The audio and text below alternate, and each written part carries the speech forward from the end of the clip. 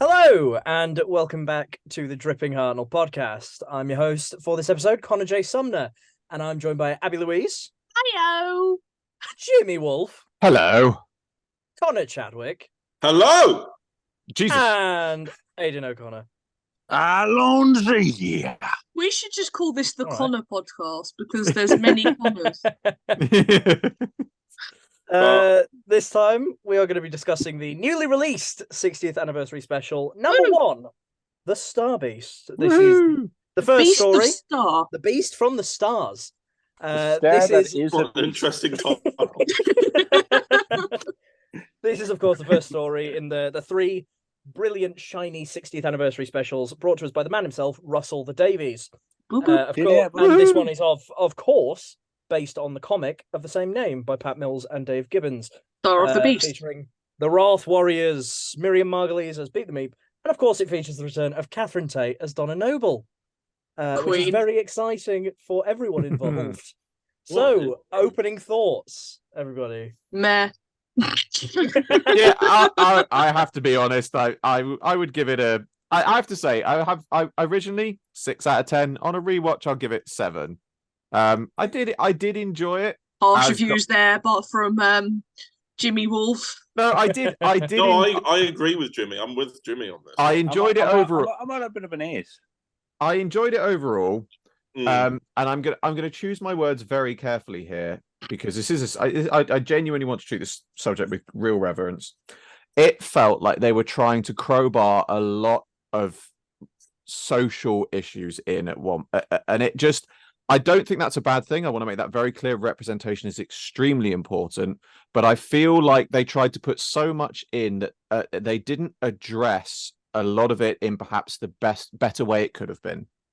You know, I feel like a lot of it was addressed very well, and I did like lots of it. And one of my bits that I think personally spoke to me is that there was the wonderful scene with Donna and Sylvia in the kitchen, where Sylvia basically accidentally stumbles over gender identities and things like that, and then she turns around and says, "I'm so sorry, I'm just so clumsy at times," and then Donna turns around and says, "Don't worry, so am I."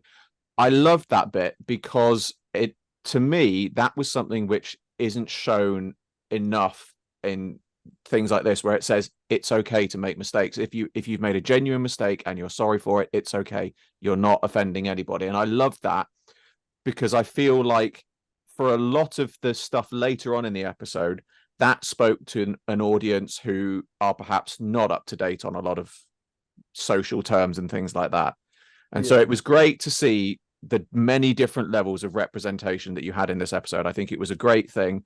I just feel like they could have just gone over them a little bit more rather than just trying to, for lack of a better way of putting it, it felt to me like they were just trying to tick boxes and get it in there. I feel like they could have really sort of just taken a little bit more time. But that's just my personal thoughts on that. I want to make that very clear. And if I've said anything that has come out cross wrong, I apologize. It's not my intention to offend anybody. And I absolutely agree that seeing the representation in this was wonderful. And I think that was definitely one of the best, things that we've seen in Doctor Who in a long time. I don't think we've ever had that amount. I don't think we've ever had that amount of representation in one episode. And I think we can all agree that that's a wonderful thing to see.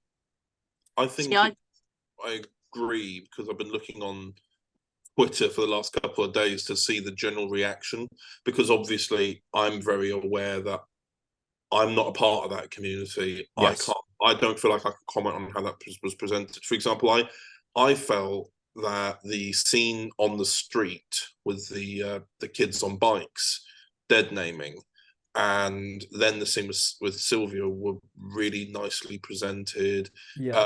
Yes. Obviously, what was happening in that particular scene on the street with the dead naming, I naturally don't approve of. That's an example of the prejudice and the bigotry that sadly trans people have to face on a daily basis. I, however, have seen a lot of mixed reactions from the trans community about this story. I've seen more recently today people actually not liking the dead naming scene because they were saying it could have been done differently. Like, for example, they said receiving a letter, but it's sent for the wrong name. That's examples they gave of that. But then there were also many other trans people who were arguing against that, going, no, but you should see the harsh reality of it because that's reality. And that's something that Russell really is unapologetic in his writing in showing. Like, he did that with Years and Years. He did it with It's a Sin. This isn't out of character for him. However, I feel that the reason why it's being made a larger deal of as well, especially by the right wing people, is because Doctor Who can also be classed as a children's show. Yeah. And thus, these sort of things, it's like, why are you teaching our children this?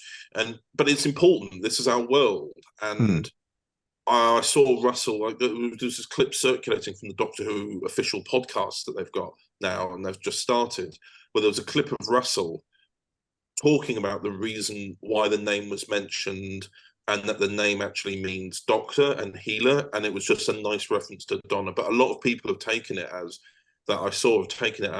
Russell did that scene just to show something about Donna rather than actually impact it. There's a lot of people who've taken it in very, very different ways. But we did find out as well that particular scene was a request from Yasmin. Yeah, that was yes. I was not aware of that. Yeah, I also that was something which has happened to her, and she asked for that to be shown. So that's the kind of like the reason why it's very. It's difficult for me to comment on. I think the fact that Yasmin wanted to put that in as part of her own experiences. This was a story that she was portraying, and something that's obviously very close to her heart. I feel like for the character and for what she was doing with that character, it was totally right. It was in there because that's her choice. She wanted. Yes. It's her experience that she's choosing to share, and that's ultimately what should be supported. But of course, I understand that other people will have differing opinions, especially those in the trans community, about their experiences being shown like that. But overall, I personally would agree with Aidan. I would give this episode an 8. And the only reason why I wouldn't give it a 9 is because of the closing scene. That's why I bump it down to about a 7. It was a very clunky plot resolution to the whole Dr. Donna thing. I don't have any issues with how they've resolved it. It's more why, especially as someone who I hang around with loads of men all the time. All my friends are boys, other than literally Chelsea and Kath. Like, I mean, you're literally on a podcast with 4 of them right now. All men. But the thing is, you got to think. So we're on a group chat, and there's 20 people in that group chat, and there's 4 girls. 5 girls. Oh. You know, no, 4 girls. So like, the fact that to get rid of the whole Time Lord stuff, they just said, "Oh, we'll just shake it off." Yeah. That's the thing that kind of irritated me ever so slightly. Not so much to affect the rest of the story, because I've never read the comics. I have not listened to the audio. I know of the audio. But the overall story with like Beep was that costume. It was fantastic. And I have to say as well, the transition between the costume and it going to CG was seamless. I couldn't tell you where the costume ended. Honestly, I thought the whole thing was CG until I watched the behind the scenes stuff. Yeah. Well, I knew the costume wasn't CG because I'd seen, obviously, because Twitter, Doctor Who set stuff, I'd seen it. But even then, I was watching it thinking, have they just CG'd the face or something like that? Because it was just phenomenal, absolutely phenomenal. I'll say the whole of the adventure as a whole really I'll be honest, my only proper Doctor Who live experience of David Tennant was when he turned into Matt Smith. That's the before now, David was never the current Doctor for me. So to actually see an adventure with his Doctor, and to be fair, I watching it now and actually thinking about it, I really prefer 14 to 10 because it was just it really felt like you were taking on a real adventure with him, just going around investigating, using stuff with the Sonic and stuff. I like the fact that we just went straight in. There was no pottering around. We just went straight in. Literally, he sets outside the TARDIS, and 5 seconds later, there's a spaceship crashing. And they could have very easily done something similar to Partners in Crime, where the Doctor and Donna keep missing one another. Yeah, they could have easily done something just like that again. But the fact that they literally landed and went, "Oh, hello, who are you? Oh no," and it all just kicked off. I mean, it was nice seeing all the characters. Because I think wasn't it even Sean Temple was the original actor as well. Yeah, it was nice. Because I thought it was because I feel familiar, but then it was really nice to see them all again. Neris even getting mentioned. Yeah. I love, honestly, my mom laughed at that. My mom and my buddies, when they watched that with me, they laughed at that scene because it was oh, Neris. Oh yeah, she's fine after her accident. Oh, she's not fine. It was her fault. She's been fined. Yeah. I think the thing that the opening really reminded me of is he steps out the TARDIS, puts his hands in his pockets, he wanders around, and then shit hits the fan, so to speak, or things like that. It really reminded me of the next Doctor when he strolls out the TARDIS and he's there, hands in his pockets, walking around the market, and then he just hears somebody shout and it kicks off, and it's and because I watched this with my other half, Catherine, who she's not hugely into Doctor Who. She saw bits and pieces of David Tennant's era, and she likes Matt Smith's era, but we were sitting there watching it, and I said a point of I said I think the costumes are quite good, and she went, they're all right, and I was like, yeah, but that's what I mean. It feels like 2005 Doctor Who. It's not all CG. There's a lot of practical stuff. It's slightly cheesy, and it actually really does work. And on reflection, one of the things that again I marked it down on slightly was with the whole Dr. Donna thing at the end, where she dies in his arms and then she just sort of slumps to one side and then she wakes up what? And it's what? I was initially watching that thinking, right, what was the whole point of that fake out then? Because surely Donna knows she's not dead. But then on a rewatch, I was looking at it thinking, do you know what? Actually, that is something that Russell would have done back in 2005. Yeah. And it feels, it doesn't make a lot of narrative sense, but it feels right. So that's something I tried to I see it as she's just had an adrenaline rush. She's been running round, and I see that as her fainting. That's fair. That's what I see that as. Yeah, because I keep trying to remember, remind myself, going, I need to take myself back to when I was a kid watching this. Yeah, because I'm now nearly 30 watching this, and this is the good thing. This is where I differ a lot to you lot, because obviously I have an 8-year-old, so I got to sit down and watch it through the eyes of a kid, essentially. Yeah, because I had him here. So and I am we'll come round mine for next Saturday, and we'll all watch it together. I was gonna say I am just an 8-year-old internally, so I will just sit down and watch it. I don't have to have an excuse. Yeah, I think I find myself applying a lot of logic to things a lot of the time, so I struggle with that too, going, why the fake out, why this, why that, and I go, does it matter? It's who? I feel like you can't think about it too much. I'm just a bit like that sometimes. I think it's the it's growing up. It's growing up. Yeah, it's getting. I love how the unit stuff was handled with this one. Yeah. I love the fact. I love the fact that Shirley saw the Doctor and was just like, "Are you all right? You good? Oh yes, you must be face number 10." And he's like, "No, actually, I'm face number 14." She goes, "That makes no sense." And he goes, "Yeah." How does that work? Yeah. And then she's like, the line that cracked me up. You're all about Neris. The line that cracked me up was, "I'll get a pay rise for seeing you." Oh yeah. It's like, "Sees Doctor Tig." Yeah. There's 10 grand.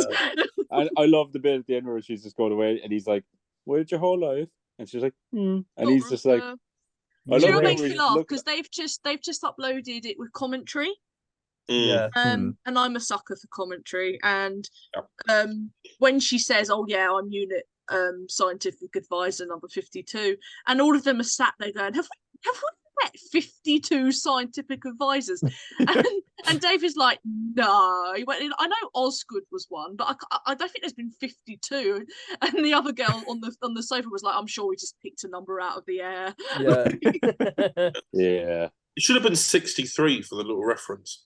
Ooh, they missed the trick there, didn't they? Yeah, I mean, to be fair, that just means they killed like a lot of scientific advisors have either quit. Yeah, they've just slowly left. Now you say that, you've just thought of me. Technically, that did happen because in, what was it, Aliens of London, unit pop up and then they all die. So that could have been a load of the scientific advisors getting killed off in series 1. Technically, if you look at Osgood and her multiple Osgoods.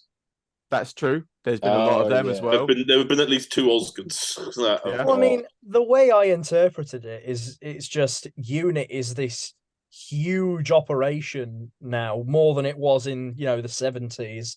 And it's got this huge tower in the middle of London. Yeah, they can't just have one scientific advisor. No. They're going to have a bunch of them on staff.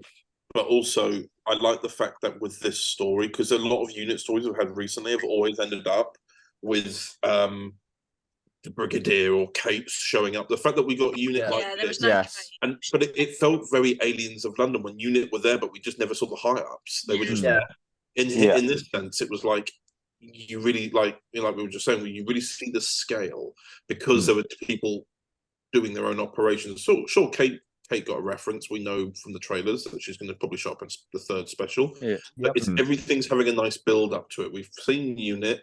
We've now seen Donna. They're going off on an adventure now. And when we come back, we're going to see everyone. Even a reference to Wolfe. That reference to Wolfe is just really like any reference to Bernard Cribbins. Did anyone notice as well? Sorry to interrupt, but did anyone really notice as well the Wolfe end of time reference? Yes, I was about to come to that myself. I loved that. And also, I was going to say that set in general was fantastic, but the way that they framed that as a callback was just. It was one of those things. The glass screen coming down. It didn't initially dawn on me until I saw them either side, and I was like, it wasn't until he shouted for me. Yeah. Until he shouted. That's when I got it. 10 shouts, it's not fair. Yeah. And then 14 shouts. Why does it have to be this? Yeah, why does it why is this happening again? But it's not happening to Wolfe, it's happening to Donna. Yeah. And in this sense, he isn't going to go in and take radiation. He effectively has to let her die. Yeah, it's worse than that when you think about it. He doesn't have to let her die. He has to kill her. He has to. That's kill the word. Yeah. That's what makes it even worse. He has to be the one to do it. And I mean, he said earlier on in the episode, "I will not be the one that kills her." But now he has to. And then he has to. I'm going to pause this. Oh, sorry. No, that's right. You go. Oh yeah, I was just going to pose this to the group. Like the reason I give the story an 8 is because the specials aren't over yet.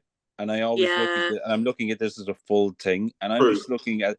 I'm gonna put this out there, and the specials 2 and 3 might debunk what I'm about to say. I have a feeling that was too much of a happy ending, because I always look at Russell as a man who he'll give you something nice and fluffy at the beginning, and he'll rip your heart out at the end.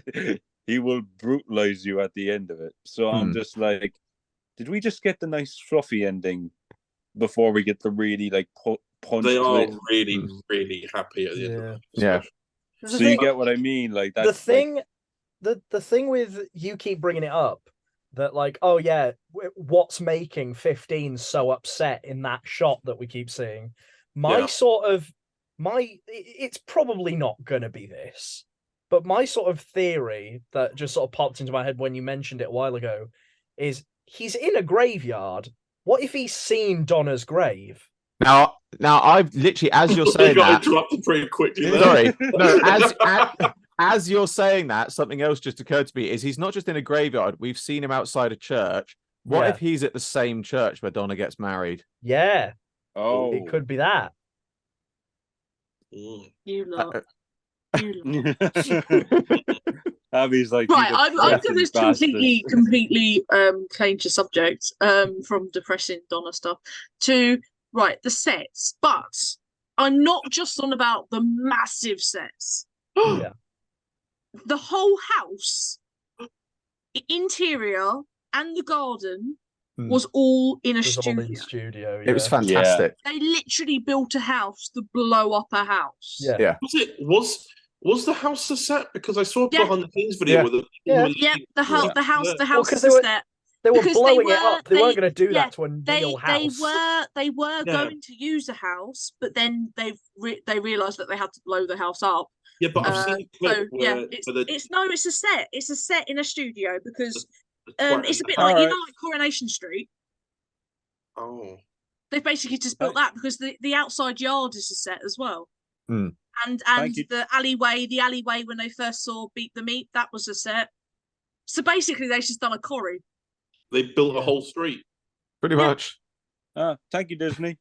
Yeah. But behind the scenes photos of people filming from their bedrooms. Yeah, but that was the exterior shots, not the interior. But the alleyway's outside. No, well, they probably built it to look like a real alleyway so they could use it as an exterior, perhaps. Because I literally today I watched the commentary. Oh. So Abatha, no. Our up-to-date information. Yes. Yeah. But so that whole, and this is the other thing they were talking about. Tuna Madras. Oh yes. Who the hell eats tuna madras? Oh no. What? Apparently Russell T Davies turned around and went, who doesn't have Russell? Who doesn't have a Russell Madras? Who doesn't have a Russell Madras? And then he panicked. I love that was another brilliant comedy moment. Was when the dad walked in and he was like, "Hey, Dad, smells nice," and she literally just points and just goes, "Tuna Madras." Yeah, honestly, I turned to my mom straight after she said that, and I went, "That's my aunt Fiona, isn't it?" And she started dying laughing because she went, "Yeah, I can relate to that. That's literally like your aunt." She looks exactly the same. Oh yeah, it has not changed in like 13 years. Literally, you watch Runaway Bride, and she looks exactly the same now. Actually, a good quick question about Sylvia. Actually, the last time we saw her really was at least her last conversation with Ten was when she was being told by Ten to, maybe you should tell her that once in a while.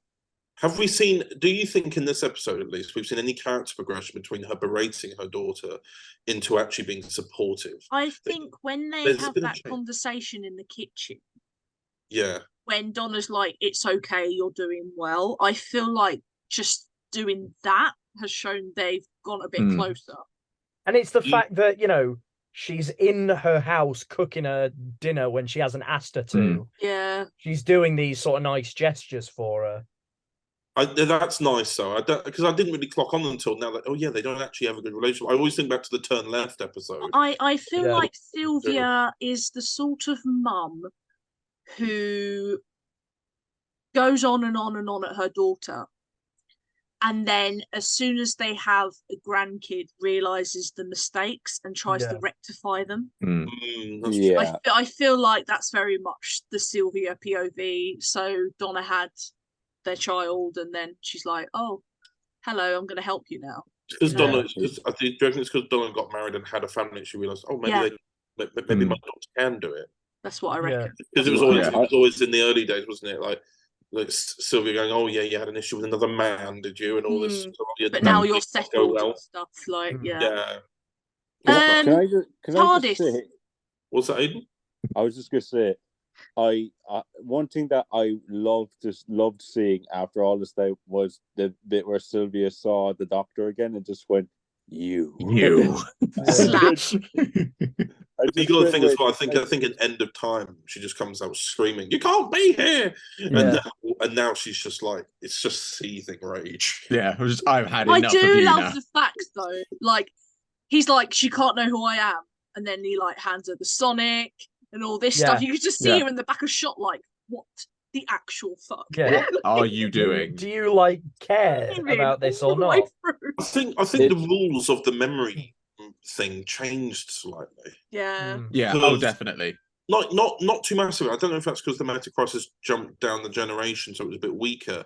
But she didn't burn up really at all, seeing all those things. Yeah.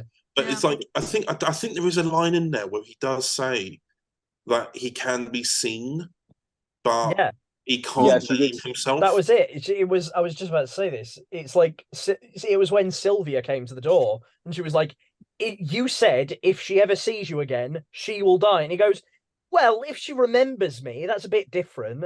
I think that's because that's the moment she's like, "Oh, it's okay for him to be here," but then she turns around and goes, "Oh, I've got to help the doctor," and Sylvia's like, "Shit!" Yeah. It's the moment that it was honestly, I got chills when Sylvia went. She said his name. She called him doctor. Yeah. I think it's like a subconscious thing, like that. Throughout the episode, Donna and 14 are just doing the same thing they did before. Then they're not realizing it until the end. Yeah. Like handing her the screwdriver, or just skinny man, or skinny man, skinny mini. You're skinny not bad. man. Talk about the Sonic. Yes, that was going to be my next subject. How I genuinely think, I was looking at it initially, the idea that it can draw screens and force fields, and I look at it and think, like, genuinely, I've seen some people saying, how does it just have that ability? And I'm like, no, more to the point, how has it not had that ability before? It's done so many other things in the past. Why has it not been able to do that? I think the thing I support the most was the whole him getting a screen up and looking at a screen. Because how many years has the Doctor been staring at the Sonic as if there was a readout on it? Yeah. You got to think about. I mean, that's why there's a readout on Agency Sonic, isn't there? Pretty much, yeah. That's why I put it there. That's the thing. You got to think as well that he has been able to use the Sonic to Sonic a screen and put up the information that he's just downloaded onto Sonic. Or he's listened to the Sonic, which makes sense. But it's when he's just looked at it. Gydra. But no, the idea that he could just draw up a quick screen or the force fields, it's brilliant. I love it. It's such a simple idea. And it really sort of opens up, because I like the idea as well, because it feels like you could go down the route that they kind of did with the classics, where you think, yeah, but that means basically now the Sonic is an all-powerful thing. He can have a force field any time. So I'm kind of hoping at some point they'll bring in the concept that the Sonic can do that, but it's an immense drain for it to do something like that. Because obviously we know the Sonic has to be recharged. They were also shown to not be impenetrable because they break through the shields. That is true. Sorry, go on, Connor. I kind of wish that they had made the Sonic a projector that projected that screen, because it just appears and does nothing. It appears and he just puts it away.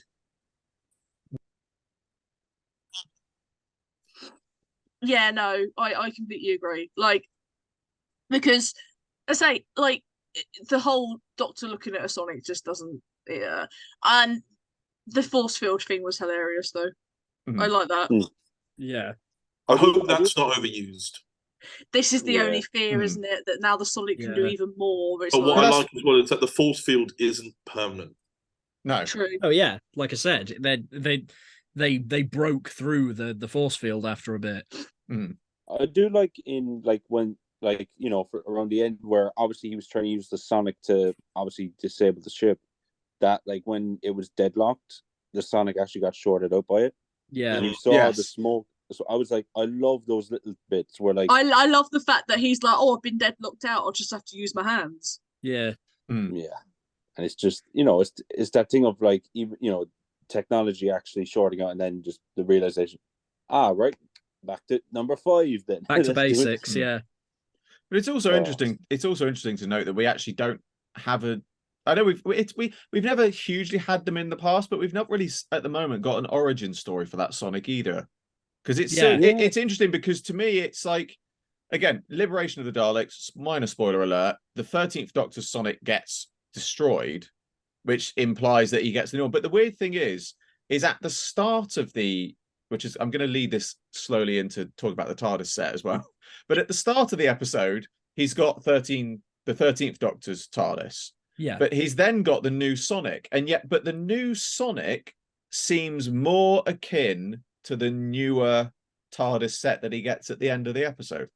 Maybe it's a case of the TARDIS is a living being. She knows she's gonna, do herself up while he's out. So I'll make him this new.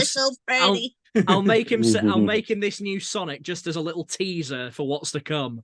See, my view is, and I know I'm maybe jumping ahead a bit to also talking about the TARDIS set, but go ahead.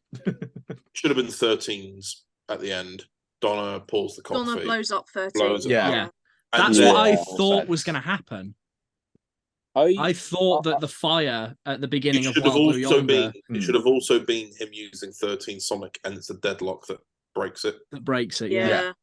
And it makes sense with that one because it's made of spoons and earth-based material. And Stenza tech. Yeah, so it's not what it's made very much. Well, it's not like your traditional Sonic that the Doctor has. I mean, the first time when 13 first builds it, she turns it on and it sparks. So it's a bit slapdash.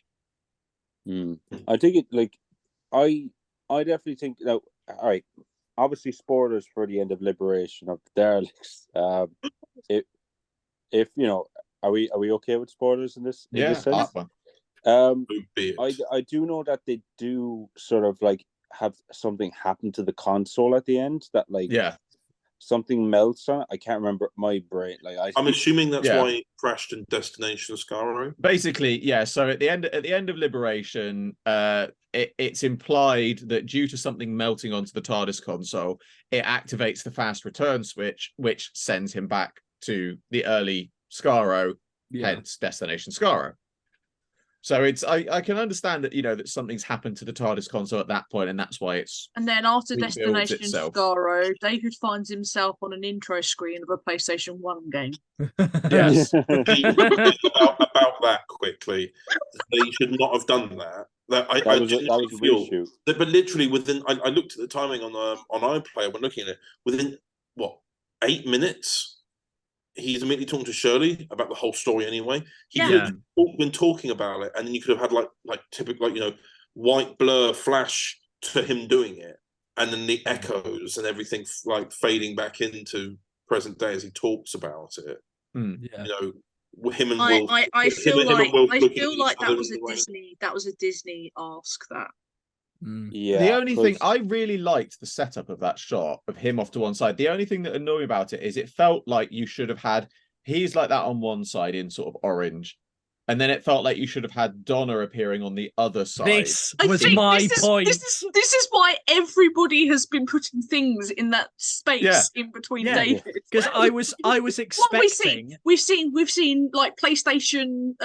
Character creation. We've seen Doctor Who the ride intros. I was expecting Donna to fade in on the other side, but no, she's just in her kitchen. I really think it that was something that was reshot, because I think Rachel Talale, it'll be on Twitter somewhere, she says, that wasn't me. That was a studio thing. Because I think her daughter was like, "Oh, you never seen that. You never told me about that scene." And she was like, "No, I think that was a studio thing." So it's that. I think that was something that was done later on. I know they. Do you remember? Is it episode 1 of series 14 or not? But I saw Russell had said that Disney had actually asked for a script change on the pre-titles for something, and this was about a year ago. And that's when everyone got really worried about Disney's involvement. But I don't know, because technically, when you look at the series blocking, this is series 14, episode 1. Yeah. Yeah. Because it's part of the series 14 block that leads directly into Shooty's first episode. So even though that's episode 1, it's actually episode 5. Yeah. Because the special is episode 4. Yeah. So when Russell says that episode 1 pre-titles got rewritten, does he mean this? I reckon so. Maybe so. When you look at it, is it actually 13 episodes altogether we're getting from now till next spring? Yeah, technically classed the same block, but I think people won't think of it like that. They'll think of this as its own thing.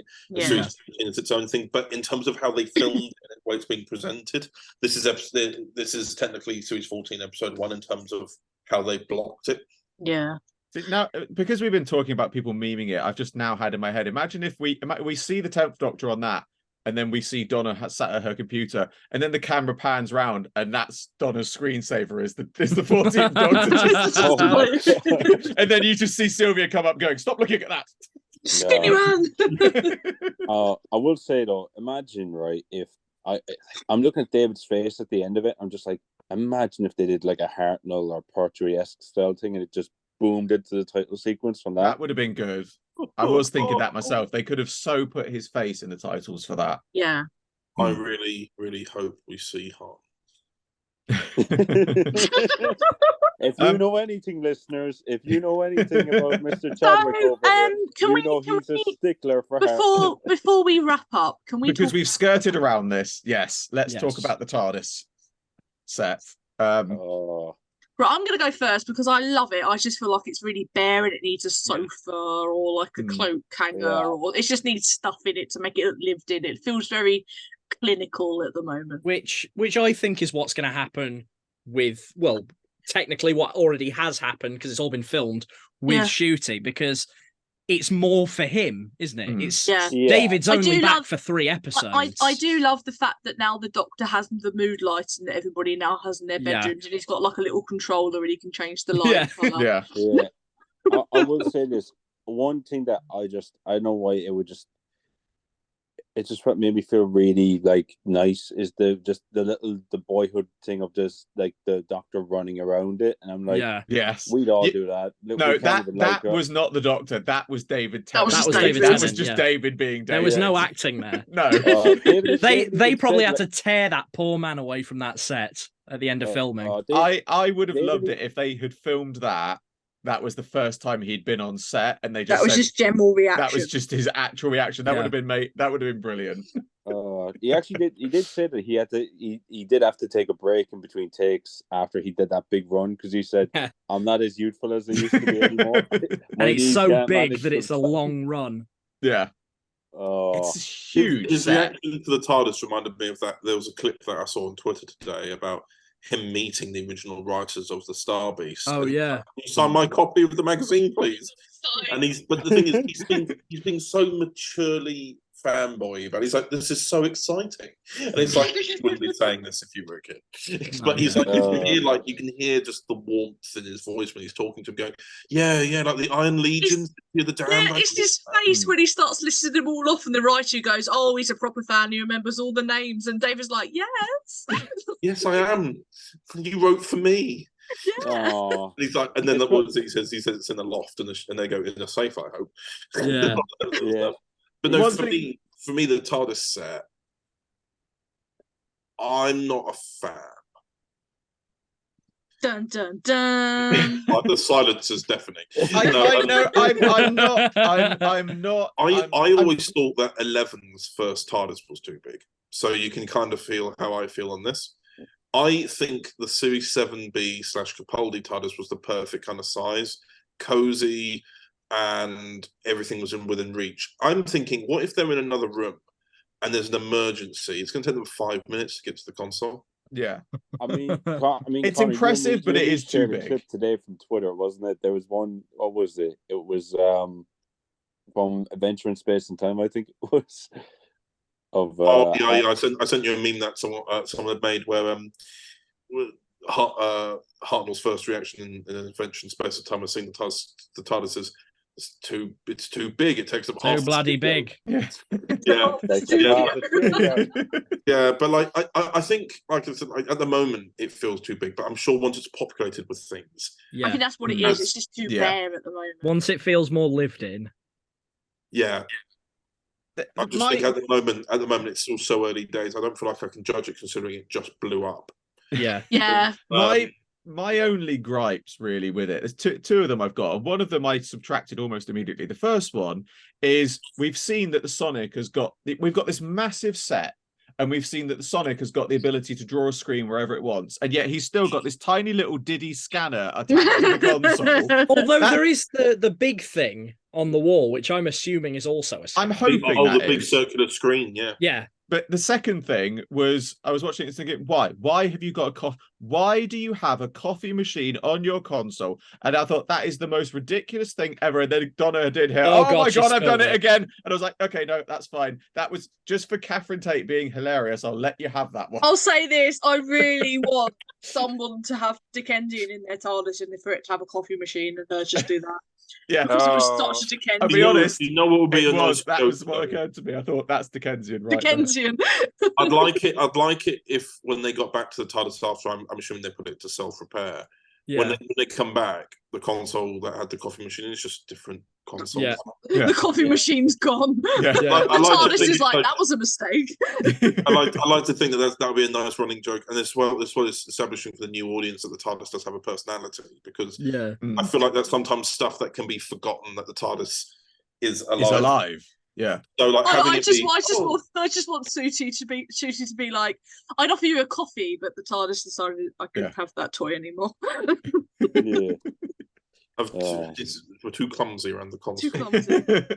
But it's a fantastic. I can't believe how big that set is, though. That's the other thing. The console is huge. Testament to the amount of money being poured into the show now. Yeah. Big testament to that. Like it's a much bigger console than we've had before. Yeah. So the last thing I'd like to cover to wrap this up is actual Beat the Meep. Yeah. Actual Actual, not pretend. Actual Beat the Meep. Miriam casting her was chef's kiss. Yes, like, I never has Doctor Who cast someone so brilliantly since Simon Callow played Charles Dickens. Yeah, literally. Honestly, I was surprised. The amount of what have been dubbed as sweary cuts that have been made.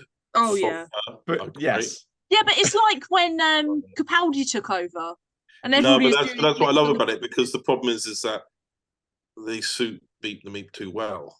Well, I said to you lot, when Beat the Meep done that turn from like cute and cuddly to evil, in my head all I heard was her going, fuck this. Fuck this.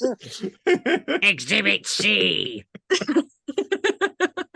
C for cunt. That is, I will say, okay, you have to put a language warning. You're going to have to put a bleep there. But I have to say as well, actually, that was one of the other things I love. Tiny little Russell callback that most people probably wouldn't have noticed was the magistrate's wig callback to Stones of Blood. Yeah. I love that. That was really good. And I have to say as well, because we've not really mentioned them, we're talking about Beat the Meep and the costume on that. The Wraith Warriors costumes were I really want to use the Wraith Warriors. They were absolutely phenomenal. We've learned recently that Sumner can do a good impression of one. Yeah. Apparently, I just need to do like deep Cockney. No, go on, do it. Locate a meep. There you go. Yeah. Meep second level. Yeah, there he is. Right, we've cast him. We know. No, yeah, that was the thing. I did this on call last night. God, I was never do a voice on call. We should have learned this by now. And it was something. It was something so stupid as well, because I said, "We're here to repossess your space station," and he was like, "We found him." We found him. And on that note, do you want to wrap up? No. Yeah, no, not really. All right, when I wrap up. Yeah, you go on. Go on, Aidan. Let's shake it up a bit. All right. Well, thank you for listening to the Dripping Hartnell Podcast with Abby Louise. It's your impression of me. Chadwick. Did you just call it the drooping? Connor Sumner, Jimmy Wolfe, and we will see you next time. And don't forget to tune in to our behind the scenes of the Dripping Hartnell Podcast, which we call the Russell Madras. The Russell Madras, yes. Oh, yes. Oh, yes. Space. Bye-bye. Speech? What was that noise? Speech gone. Bye-bye. Meep, meep.